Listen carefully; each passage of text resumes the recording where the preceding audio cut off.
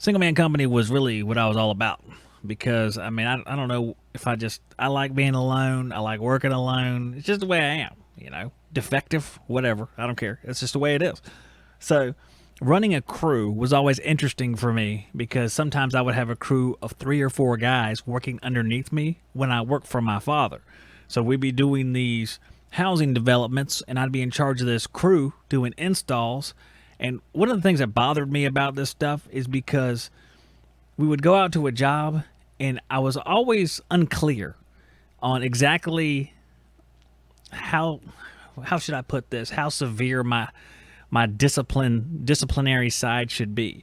Like if there was guys goofing off and stuff, how much of it do you let slide and how much of it do you have to address? And I never really got a good handle on that.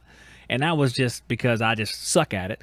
And it was tough for me. But there's this one guy named Vince who was such a pain in the butt because to me, it wasn't about discipline, whether to do it or to not do it. It's just that he was like a Debbie Downer. He was a real Debbie Downer all the time, always complaining. He's like Eeyore. I don't think I can work today. My leg hurt. Stuff like that. I don't think this is the right fitting. You should have got a better fitting. And there was a day that he was just complaining and complaining, and we ended up arguing. And I just remember this very clearly because Jeff, the same guy I was just talking about, was working with me at the time. And we're arguing, and I'm talking, and Jeff afterwards, after he leaves, he's like making fun of me for the way I was talking.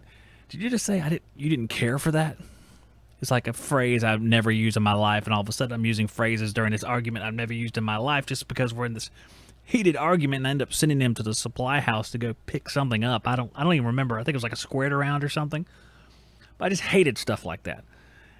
I would much rather just do stuff myself. And it's one of the things that I had to work on as a father because I had to put my kids on certain activities to teach them things. And sometimes I just take it over and do it myself. And it's not a good way to be. If you want to watch more videos just like this one, click on this playlist right here.